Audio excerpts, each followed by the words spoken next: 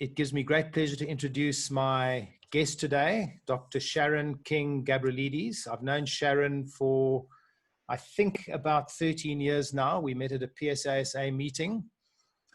I must just say to you, let me just quickly give you a few facts. She's a dynamic facilitator, speaker, and executive coach with over 20 years experience in transformational leadership and organizational development. She's got a whole lot of fancy letters behind her name. The one I'm most impressed with is CSP, which is a certified speaking professional. Sharon's PhD thesis contributed a framework for holistic and sustainable leadership development and has been published by Rutgers University in the USA. I probably pronounced that wrong. She's faculty of Henley. What, say again? It was perfect, Paul. Oh, was it perfect? Thank you. Brilliant. She's faculty of Henley Business School and highly sought after by leading corporates because she works hand in hand with them to create sustainable results and long-term success. I just want to say personally that in the time that I have known Sharon, we have sometimes worked in one or two of the same clients.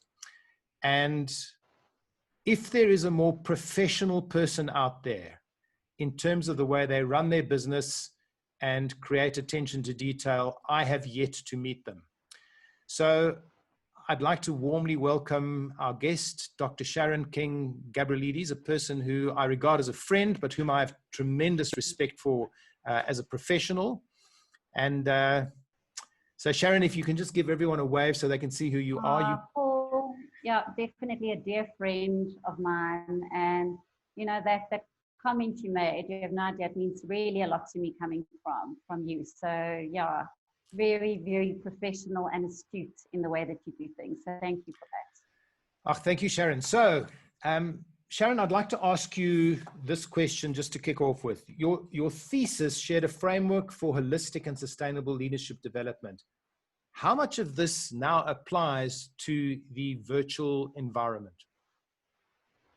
You know, Paul, I think the idea behind, I had no idea what I'd written off when I started my PhD. So I just felt passionate about the fact that we didn't have a framework for how do we do development in a sustainable way. And I think for any practitioners on the line, you know, that our clients want to know, what is the return on investment and are we doing things in a professional way? And if we are getting results and success, what does that look like? I honestly didn't know what to tell people. So that's where this PhD started. And the amount of research, the amount of lit review, the amount of, I think one of the comments that came out towards the end of my PhD that I just felt so grateful for was an examiner said they'd never seen a PhD grounded in so much data and so much history in terms of adult learning. But really what we've discovered is if we want to do facilitation well, if we really, really want to get results and we want to make sure that the shifts our clients experience are significant and sustainable, the facilitator is critical at the base. And then we've got to have safety in the cohort learning, in the group interaction. We've got to challenge and shift learner paradigms. We've got to have application in the real world. And it's not a quick fix. We can't do that in an hour keynote. It's something that has to happen over the long term. And I think virtually this is more important than ever. So to make sure that as facilitators that we are really there and present and able to engage our audiences is vital. So I think the technical skill element no longer just make sure you're a sound facilitator and you've got the coaching skills behind you, but it's actually also we need to be technically proficient in the platform we're using as well to really engage people. The supportive, safe environment. I mean, I hope we are. Today's a very informal, it's a conversation. It's a way for us to engage. So for recording, I wouldn't say it breaches any form of safety today. But for my clients, it's a major, major concern. So I don't think that we should be recording sessions if we want engagement, if we want people really to dive in our sessions. And I've got a model for challenging and shifting paradigms that I use. And I must say, I was quite reluctant to use it online because I wasn't sure if it would, felt a bit skeptical and I really should have trusted my audience more. So I used it 2 weeks ago and it's been phenomenal in the way people have engaged. So we need to have very specific tools and ways of doing that online. And I think if we don't do application in the real world, people will just tune out. So Sharon, yeah, sorry, I interrupted you there unintentionally. What I wanted to just ask you and throw in there is that there's one concept that really has been so close to your heart for practically your entire teaching and training career. And that is the word ROI, return on investment. The word being passionate about, or the phrase being passionate about, has become a little bit of a cliche. But if you're passionate about something, that is return on investment for the client, so that if you're involved with them, you want to make sure that those delegates can actually apply what they've learned in a practical sense. Do you want to talk to us a bit about that? Definitely. So, I think just at the very base is to make sure that we really understand the objectives. I actually have a client who's pushing me for a proposal right now. And I said, I don't feel clear on exactly what you want people to be able to do afterwards. So if I'm not 100% clear, I've got to work backwards from what are our learning objectives. So Paul, I'm not really here's an off-the-shelf program, far more of we customize a niche intervention for you. And we've got to work from your objectives backwards and practice, group, all the stuff that we normally do in person applies in the same way to embed the learning. So getting people to engage in small groups, getting them to do, here comes in this last point, so your interruption was well timed. The journey and making sure that we don't try and do a quick fix is, if we think we're going to shift the emotional intelligence of leaders in one keynote, I'm really over-promising and under-delivering. I'm not going to do that. So I'm doing master classes, kind of 2 a month for clients who've only got an hour to spare with their leaders, and taking them on a 6-month journey that will take us until the end of the year. So actually the beauty is that online, we've got so many other tools for embedding the learning. We can do polls, we can do quizzes, we can do whiteboards and all sorts of things. So it's really, it's critical to get that piece right. And in a sense, you can really chunk it up a little bit so that you don't have to use the time available, let's say in a morning session or a full day session, to blast as much information as possible. You can just use what is necessary for them to work with, and then come back for another 2-hour session or another 1-hour session, which is a beautiful way of working online.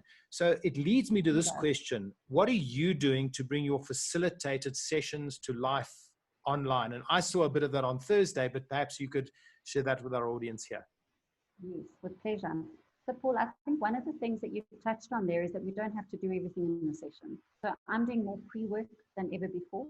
And I know there's debates around that. Do people really do their pre-work? So it can't be something where it's really intense that I'm actually too scared to come into the session in case I didn't get my pre-work done right. But to get people engaged and watching a video, doing things beforehand, and then we spend more of the time online actually fleshing things out.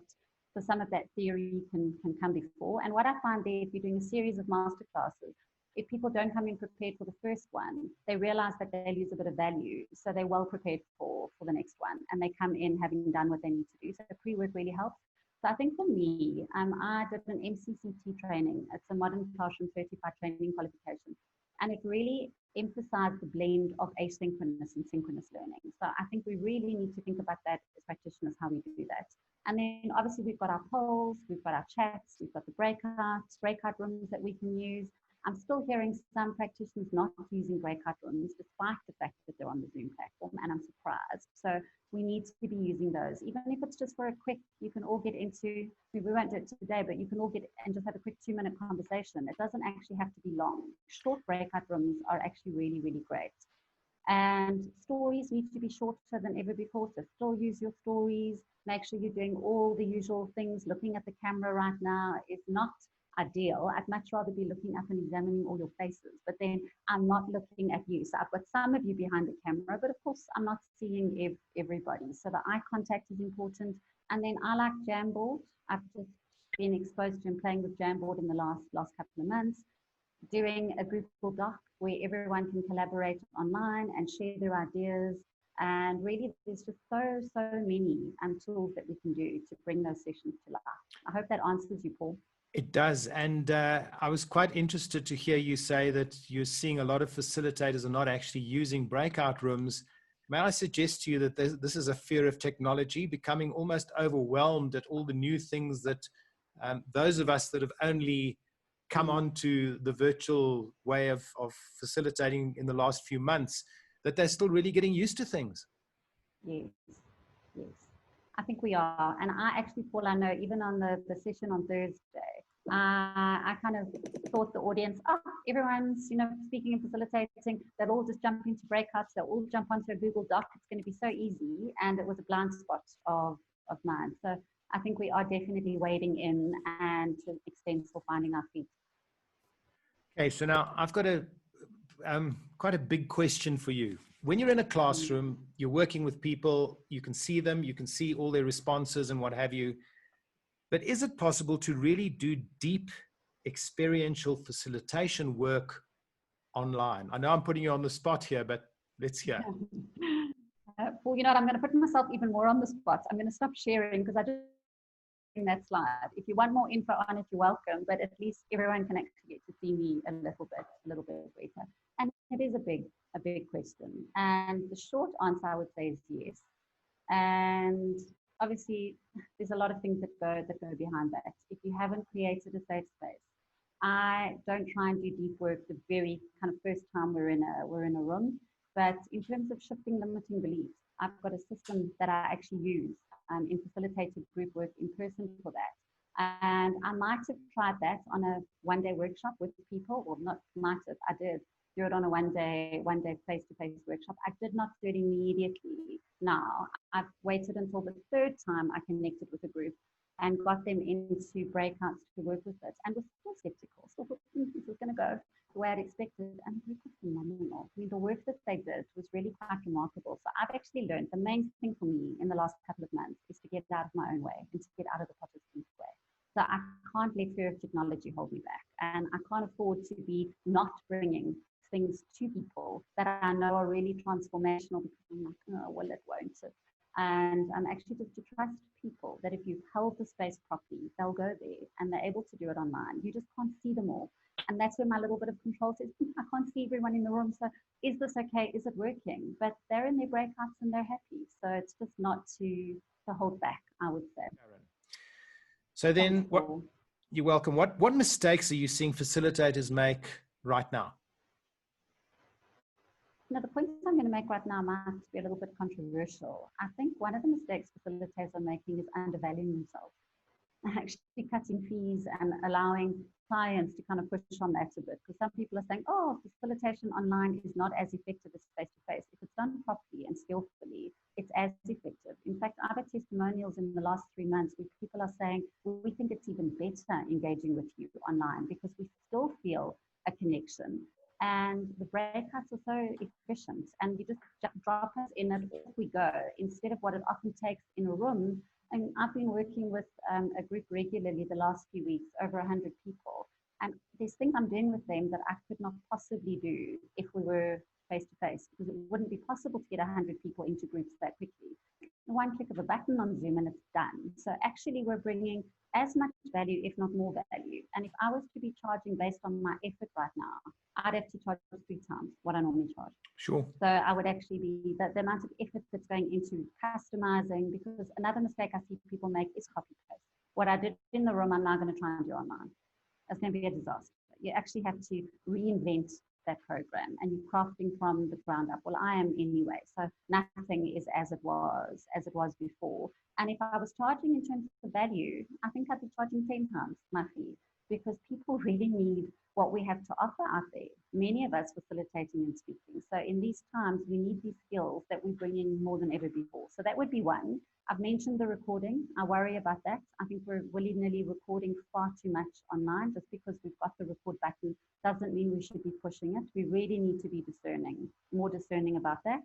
And I think the death by PowerPoint and doing too much of, cluttered slides that Paul, I know, being as skilled as you are at presentation skills, that makes you cringe in a face-to-face way. It's even worse online. People are doing all sorts of things in the back end. So we've got to make sure we're holding that attention. And then the one I kind of made a bit of a mistake on Thursday, the last error I would say there is not being really clear on instructions. And on Thursday, I thought I was going to have it waxed, and I still slipped up there. So I think in terms of the work the audience can do overall online, I underestimated a little, and I'm glad I've caught up there. But in terms of people following technical instructions, I overestimated people. So I really have to, when we all have to get very clear on instructions and helping people with tech, because Paul, as you rightly said just now, it's a new space for a lot of people. Well, it is indeed. And what also sometimes our clients don't realize is that there's a whole new aspect of having to set one up technologically so that, for instance, your microphone is clear, you've got a camera that has got at least an acceptable level of clarity. Quite a number of the people that I've interviewed have been unanimous in the fact that your microphone, your sound is probably more important than anything else. But it leads me to my next question. It sounds like you're saying that facilitators really need to become tech experts as well. So is that the case? Well, I am. And I say it like that because initially I wanted to try and fool myself into thinking like it wasn't really my job to master Zoom. It wasn't really my job to know what Blue Team Events has in store for me when I deliver a session for Standard Bank. It's one of their favorite platforms. We have to. So I'm finding, I know with Cisco, WebEx, I need to take my microphone off.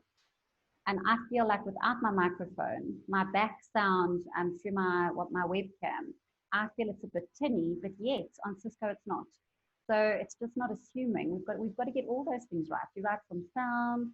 I want to know if I'm running an event on Blue Jeans that if people raise their hands, it doesn't count it for me. So a Zoom webinar, as soon as participants raise their hands, if you ask for a show of hands, it counts. So I can look at the total and say, that's 60% of our audience are feeling that way. So I can literally do it as if I was in the room.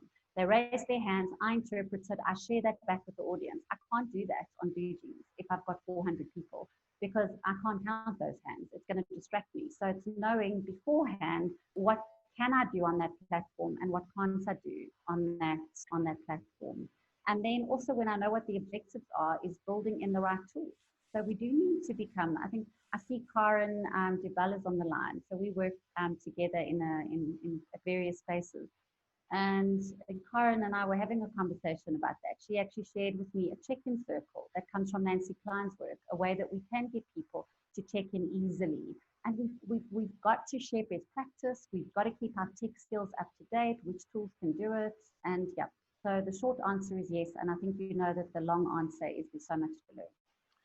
Yeah, and I think that what we're also finding is that one of the best ways to become proficient at using the tech and just to become comfortable with it so that one can almost emulate the style of facilitation that you might do in front of a live audience is to just go and do it so that gradually you become more comfortable. And then what happens generally is that stuff becomes really instinctive and there's not too much that you have to keep thinking about. What you want to do is that you want to be focusing on your content, you want to be focusing on your delegates, and you want to be giving them the best possible experience, just making sure that you're speaking clearly, that they can hear you, that there's good interaction, and that they're also relaxed by using the medium. So then... Paul, that's a lovely ad, and I just maybe want to mention one more thing there. I actually found at the end of the talk I was doing on Thursday to other speakers and facilitators, people wanted to see my back end, my tech. What did that look like? And they wanted a picture. I ended up taking a picture, posting it for the group because I don't think I've got a major tech setup here, but to have that second monitor I've got in the background where I can see the participant list, I can see comments coming up in the chat. And I imagine, Paul, you're probably working the same thing because you can't man everything just from your laptop either. So you want to really master your technology that it gets out of the way and you can do your thing. Oh, very much so. And we all have our own specific way of doing things. Some people like using green screens, other people don't. I prefer a kind of a natural background. And I certainly know for the regulars that I have that come onto these interviews, if they didn't see Priscilla the pig, they would probably be distressed because she's always in the background. People know that it's genuinely me if Priscilla the pig is sitting there. So one of the things that we can also do is you're allowed to be a little bit silly when you're online because people actually like to have fun, which is why we've introduced a few comedians onto these interviews just to put that forward. And what I'd like to mention to you, which is very interesting, is a few weeks ago I had Jeremy Nicholas on, and I'm now on his Talk Funny course, and it is absolutely fantastic, the techniques that you can learn to just be more humorous. And of course, when there's a bit of laughter, what happens? People are happier, they're more engaged, they concentrate more, and you end up with a better ROI. So you just reminded me, I think there is that authenticity here. So you've got that way about you in person. So it would be a shame if people came into an online session with you and suddenly they don't have that. The same being if they come into one of my sessions and suddenly I'm doing some bizarre things that I don't normally do. So we can stretch ourselves, but just to maintain that element of humanness and authenticity is so important. Well, isn't that true? The authenticity. So what do organizations need to consider when choosing a facilitator to work with their people online? That's a huge question. It is a huge question. And, you know, I'll just give a couple of pointers, knowing that this is a massive topic that we could really, really explore in more detail. Is just, first of all, expertise in terms of content, because we are seeing pop-up people. Pop-up coaches, lots of them, especially. I mean, I'm horrified that people who've done 6-week or, you know, maybe even 6-month qualifications are now saying, I'm a life coach. And we see the fees coming in at between 5 and 750 Rand. And that should be a warning bell. You don't want to be doing that because there's no clinical background. So we've just got to vet and make sure that we're working with seasoned professionals. I think that should go without saying. And then I've got a couple of partners I bring in to do my project management training, to do finance for non-financial managers. And I've been quite honest with them. I've said, you know, I really want to continue to partner with you. I need to see what you're doing online. I need to experience you, because it's one thing to be great in the room, but are they going to be able to be the same? And how are they adapting to delivering online? So I think we can't just assume that everybody who's been working with us face to face is now definitely able to get that same level happening online. And we want people that are plastic proof, so that the tech is in the back end pool. So again, it comes back to, I think we need to be technical experts. So we need to actually be able to hold that space that the audience knows things could go wrong. Paul's mic could stop working. I might battle to screen share. It's not that things have to be perfect. They just need to feel like we're there and we've got things in control. So I think those are the main things. And I would also like to see people I work with. I've also been asking people, what are you doing to get yourself skilled online? So doing a qualification like an NCCT, I know through eSpeakers, I think you might know even more about this than I do, Paul, that there is a certification to check that a person can handle themselves under pressure online. So it's not an intensive qualification, but it does just vet those couple of things. Well, you'll I be hope that answers it. Yeah, you'll be pleased to know that I'm actually doing my test to be a virtual presenter tomorrow. So I'll let everybody know how that went. I don't think it's too onerous. The one thing I was worried about was that they bomb you out if you don't have 150 megabytes per second. So I just phoned up AfriHost and now I'm on 200, 100, which I'm very pleased about. And we tested it out and we were up to 190 coming down. So that now is one of the prerequisites. Obviously, they're based in the States, but it is a qualification that you can get as a speaker. And it isn't onerous, Paul. I mean, I have completed it. And I think what's good is they really are testing that you can stay calm under pressure. If the session bombs out, what do? You know, have you thought about that backup plan as well? So it should go without saying, when we start a session, we teach people how they need to use the technology. What do they put in the chat? Should the QA be done separately? I mean, you can do QA and Mentimeter if you want, and keep the two separate if necessary. So I think all those things we really, really need to think about so that people are in safe hands, they feel secure. Very much so. So here's a question from the chat box from Carol. She asks, is there an ideal time to give people in breakout rooms? Minimum or maximum, or is it totally dependent on target groups? And I think you indicated you don't want them to be too long. I think it is really quite dependent on target groups. I started off, I was very fortunate. At the beginning of lockdown, one of my big clients approached me. We were in the middle of a project and said, please, can we take it online? And their breakout rooms are long. So I would say that sometimes they're in breakout rooms for 40 minutes. But it's a very specific series of tasks they're working through. And because it's a small group of 20 people, there's only 4 breakout rooms. And I can then be popping in and out of all the various breakout rooms. So just some back-end stuff for anybody interested in terms of breakout rooms. The only thing is I love my setup all nice and clear at the back. Karen, I can see your face, babe. Just you like right in front of me. It's really cool. Thank you. So I can see everybody. I've got speaker notes if I need them. I mean, today I don't, but I could have my speaker notes there. I've got my chat. I open everything. The minute you jump into a breakout room and you come back, your setup's gone. So you have to reposition all of that again. So these are the kind of things I've learned on the go. I've also learned to screenshot the breakout configuration, because if people get kicked off from a tech perspective, I don't want to have to say to them, what breakout room are you in again? What breakout room are you in again? So I can just admit them straight into the correct breakout room, and they really appreciate that. So it's going to be totally dependent on what you're trying to do. Just that one last little tip on that. I've made the mistake of expecting people are going to get to work instantly. So you're in your breakout room, like, let's get to it, guys. And because of my personality, I'm also like, come on, I've got an extra laptop in here. The SKG laptop is me participating. So I have a screen that's in the breakout room straight away. I've got a laptop that's there. So I can see what one group immediately is doing. And I'm like, looking at the screen, thinking, why are they doing this? I mean, they should be like on this one now and like doing the first step of the task, but it takes a while for that group to kind of come together. Okay, so Alan asks, what pre-work do you do to get to know your individuals in the group? And I would imagine with a smaller group, it's easier, and with a bigger group, it's a little harder. It is. I think that's the one thing I have found a little bit, was initially a bit daunting for me, is that I've got clients that normally I would do typically 20 people in a room maximum, and they're asking me, can I please do a half an hour or an hour session? We've actually just done some very successfully. It's been wonderful. Also an eye-opener for me on leading a virtual team to success. And I've done that with groups as much as 600-700. And for me, that's a big audience. I actually really know nothing about the audience beforehand. Yeah. So all I know is that they're all there because they want to lead a virtual team to success. And again, I have to get over myself and think I don't need to know everything about everyone in that group. So we've got a clear expectation on what we need to deliver, and actually just to get on with doing it when you've got such a short space to do something in. So you can, though, and with other clients, I have got them doing, there's certain assessments they do beforehand. Some of them even have got a pre and a post measure we have to do before and after. So, you know, there's many ways you can actually do it. So just talking about getting to know your delegates, if you've got smaller groups, I had one client that needed to split their people up into 2 groups of 15. So we did 15 in the morning and 15 in the afternoon. This was in the old days.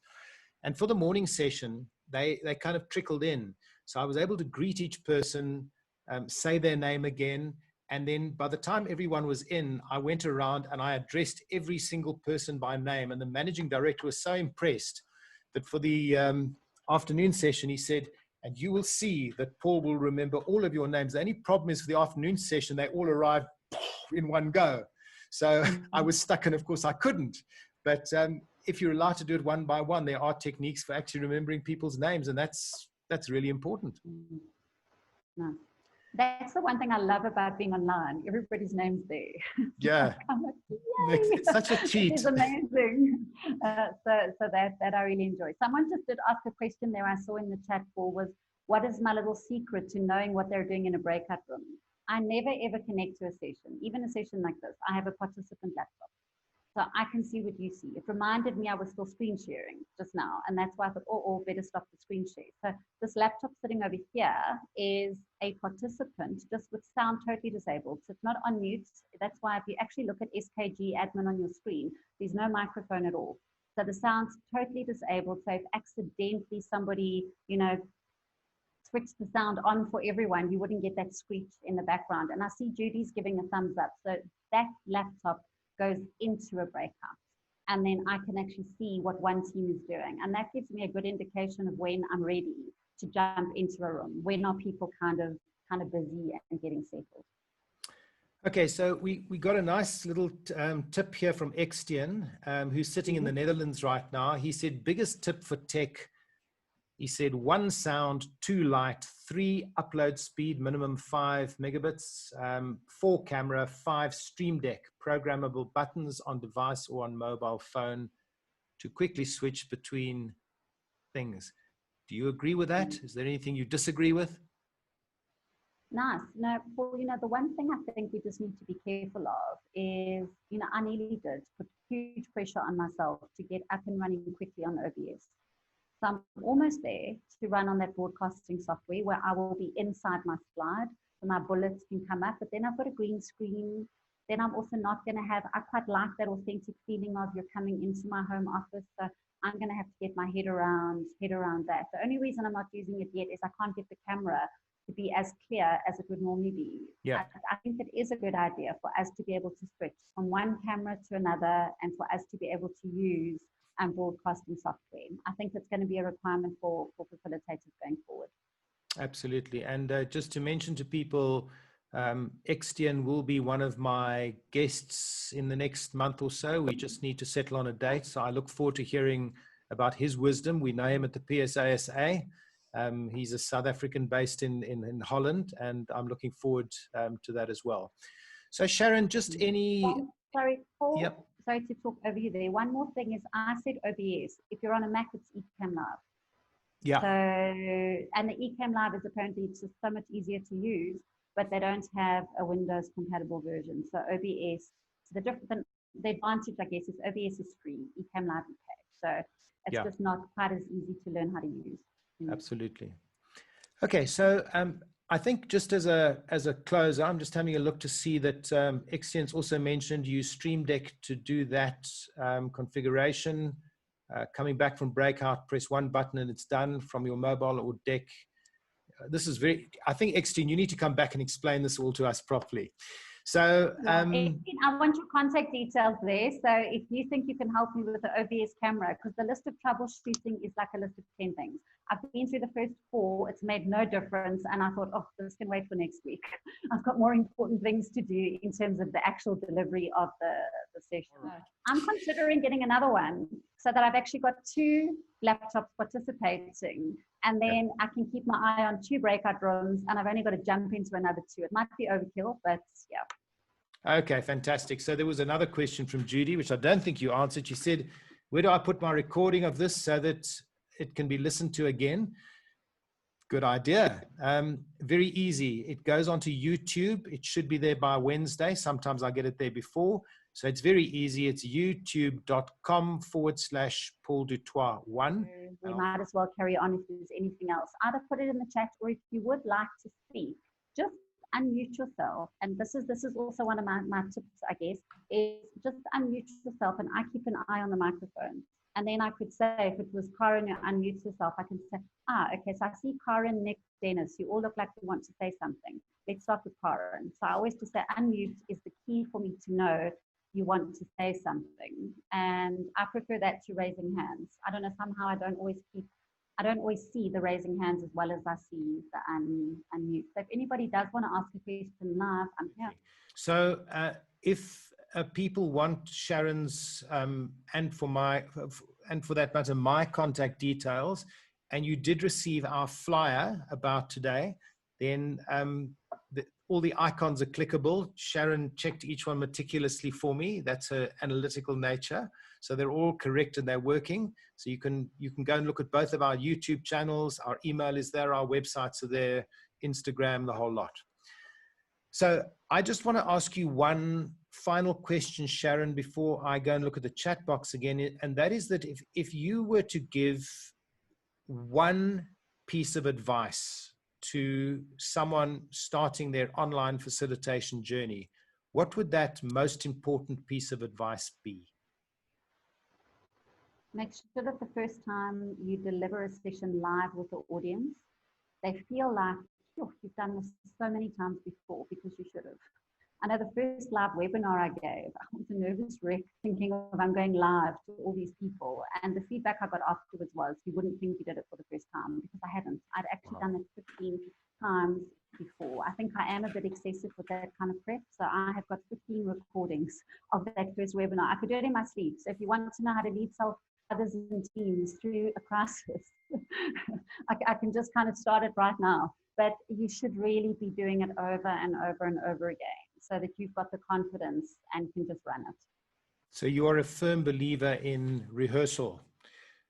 Practice, practice, practice. Yeah, and deliberate practice, that we keep weeding out those little errors. I love the fact that I can record.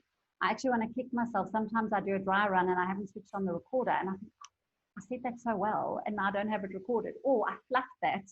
And how am I going to do it differently? So it's actually lovely that we've got the technology now to be recording all of these things too for ourselves.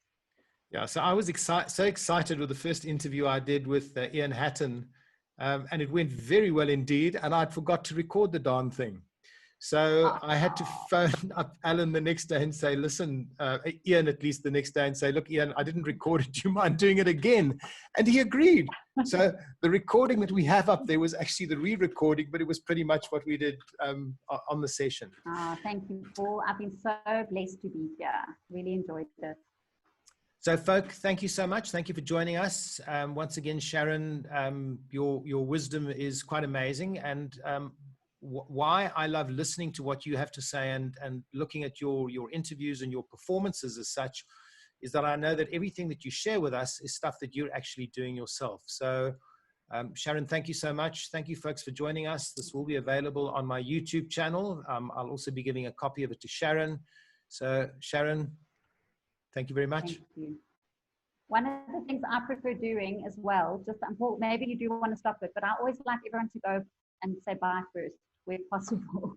So it makes me feel so much better because as a facilitator, I never ever leave the room first. I stay right till the end. So I kind of do the same thing online. It makes me feel better. So if you don't have anything you want to say, bye. If you're waiting until most of the people leave so you can ask me something in a smaller group, stay on. But otherwise, please have a good afternoon and thank you.